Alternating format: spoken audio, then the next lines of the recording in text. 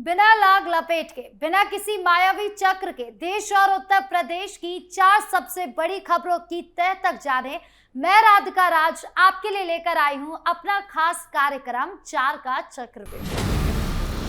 आज 4 के चक्रव्यूह में सबसे पहले बात करेंगे सीएम योगी आदित्यनाथ। छात्रों के प्रदर्शन के बाद योगी सरकार ने शिक्षा व्यवस्था पर कड़ा रुख अपनाया। क्या है पूरा मामला, क्या कुछ किया है सीएम योगी ने, आपको बताएं। खबरों में आगे बढ़ते हुए बात करेंगे वंदे मातरम विवाद की। कांग्रेस ने साफ कह दिया कि वो सिर्फ 2 छंदी गाएंगे, जिससे गांधी परिवार की मुश्किलें अब बढ़ती जा रही है। गाजियाबाद में तो सोनिया गांधी पर मुकदमा भी हो गया। तो कहां से छिड़ा ये विवाद, क्या कुछ चल रहा है, सब कुछ आपको डिटेल में बताएंगे। तीसरी खबर कन्नौज से जुड़ी है, जहां सिपाही को दौड़ा कर पीटा गया, जिसके बाद पुलिस ने 12 गुंडों का जुलूस निकालकर उन्हें गिरफ्तार किया। कहां से शुरू हुआ था ये विवाद, क्यों सिपाही के साथ ऐसा किया गया, सब कुछ आपको बारीकी से समझाएंगे। 4 के चक्रव्यूह के आखिरी हिस्से में बात करेंगे संभल की, जहां सपा विधायक इकबाल महमूद के घर पर नोटिस चिपकाया गया और अब बुलडोजर एक्शन की चेतावनी दी गई है। अवैध निर्माण का आरोप है। कैसे शुरू हुई ये कार्रवाई, सब कुछ आपको समझाएंगे। तो चलिए बिना किसी देरी के शुरू करते हैं 4 का चक्रव्यूह। 4 के चक्रव्यूह में सबसे पहले बात करेंगे सीएम योगी की। जिस तरीके से लगातार छात्रों का प्रदर्शन देखने को मिला, उसे ध्यान में रखते हुए सीएम योगी ने बड़ा कदम उठाया। दरअसल सीएम योगी ने चीफ सेक्रेटरी को शिक्षकों की कमी और दूसरे प्रशासनिक खामियों पर नाराजगी जताते हुए साफ कहा कि अधिकारियों को कहिए समस्याओं का तुरंत समाधान निकाले। यही नहीं, मुख्यमंत्री कार्यालय के अधिकारियों को नोडल अधिकारी बनाया गया है। अब ये अधिकारी सभी स्कूल, कॉलेज, शिक्षण संस्थानों की निगरानी करेंगे।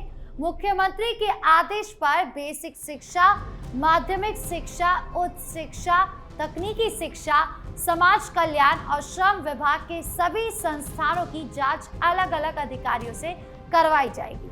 अगर कहीं व्यवस्था में गड़बड़ियां या शिकायत मिलेगी तो तुरंत ठीक किया जाएगा। लापरवाही करने वाले अधिकारियों और कर्मचारियों को पहचाना जाएगा और उनके खिलाफ कार्रवाई होगी। यानी जिस तरीके से सीएम योगी ने डीएम से लेकर अधिकारियों को निर्देश दिए कि साफ सफाई से लेकर पढ़ाई की गुणवत्ता तक छात्रों को किसी भी तरह की कोई परेशानी नहीं होनी चाहिए, उससे ये साफ है कि योगी सरकार पढ़ाई को लेकर किसी भी तरह की लापरवाही बर्दाश्त करने के मूड में बिल्कुल भी नहीं।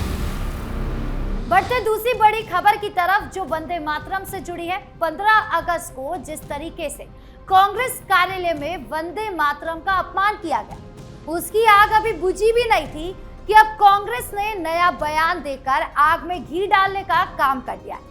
दरअसल कांग्रेस ने अपना स्टैंड बिल्कुल क्लियर किया है कि वो वंदे मातरम के केवल 2 छंद यानी कि 2 पैराग्राफ ही गाएंगे, जिससे देश का अपमान माना जा रहा है।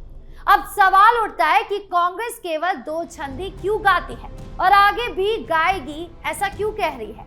क्योंकि कांग्रेस का कहना है कि पहले 2 छंद मातृभूमि की तारीफ करते हैं, लेकिन बाकी छंदों में धार्मिक और पुरानी कहानियों के प्रतीक है, जो उन्हें बिल्कुल भी मंजूर नहीं है, जिसे लेकर देश में बहुत ज्यादा गुस्सा है। भाजपा कह रही है कि क्या देश से ऊपर कांग्रेस की तुष्टीकरण की राजनीति हो गई है। कांग्रेस केवल और केवल मुस्लिम लीग बनकर मुसलमानों को खुश करने में लगी है। इतना ही नहीं, इस पूरे मामले पर मल्लिकार्जुन खड़गे का भी बयान सामने आया। उन्होंने कहा कि मैं वही वंदे मातरम गाऊंगा जो महात्मा गांधी और जवाहरलाल नेहरू ने गाया, वही गीत जो वल्लभ भाई पटेल और अटल बिहारी वाजपेयी ने गाया। अगर ये अपराध है तो गांधी जी, नेहरू और वल्लभ भाई पटेल के खिलाफ मुकदमा दर्ज करें। हालांकि आपको बता दें कि दिल्ली से लेकर यूपी तक अब इस पूरे मुद्दे पर गांधी परिवार की मुश्किलें बढ़ गई हैं। गाजियाबाद में तो सोनिया गांधी के खिलाफ मुकदमा भी शुरू हो गया है। मुकदमा करने वाले हिंदू महासभा के अध्यक्ष हैं, जिनकी सुनवाई 8 सितंबर को होगी। लेकिन अब सबसे बड़ा सवाल तो यही उठता है कि क्या कांग्रेस पर एक्शन होगा, क्योंकि वंदे मातरम बिल के हिसाब से वंदे मातरम का अपमान करने का हक किसी को भी नहीं है। ऐसे में हो सकता है कि आने वाले दिनों में कांग्रेसियों को सीधी जेल हो। खैर ऐसा होता है या नहीं, ये अभी देखना बाकी होगा। बढ़ते तीसरी बड़ी खबर की तरफ जो कन्नौज से जुड़ी है, जहां कन्नौज रोड पर स्थित बाबा साइकिल स्टोर पर मामूली सा विवाद शुरू हुआ। दुकानदार और दुर्गा नगर निवासी ग्राहक पप्पू के बीच बातचीत बिगड़ गई। तभी सादी वर्दी में वहां से गुजर रहे सिपाही हर्ष ने दोनों पक्षों को शांत करने की कोशिश करी। उन्होंने अपना परिचय भी दिया और कहा कि झगड़ा बंद करो, लेकिन ग्राहक पथ के लोगों ने तुरंत फोन लगाकर अपने साथियों को मौके पर बुला लिया। कुछ ही मिनटों में 15 से 20 लोग वहां पर पहुंच गए। भीड़ ने सिपाही को घेर लिया। पहले उन्हें दुकान के अंदर घसीट कर पीटना शुरू कर दिया। मुक्के चले लाते चले। सिपाही ने जब अपनी जान बचाने के लिए भागने की कोशिश करी तो आरोपी उनके पीछे दौड़ पड़े।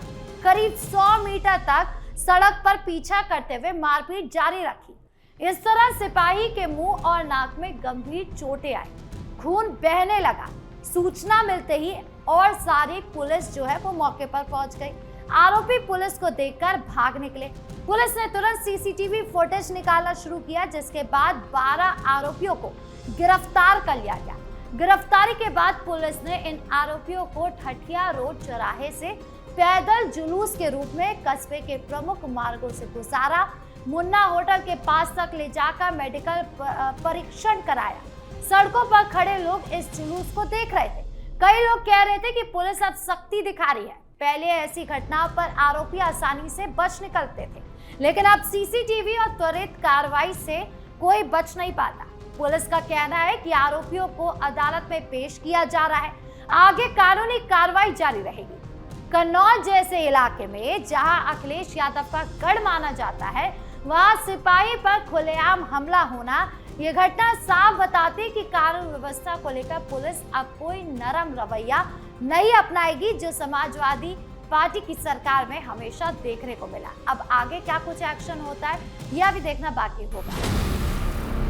4 के चक्रव्यूह के आखिरी हिस्से में बात करेंगे संभल की। संभल के सपा विधायक इकबाल महमूद से ये मामला जुड़ा है, जहां प्रशासन ने उनके एक मकान पर अवैध निर्माण का नोटिस चिपका दिया है।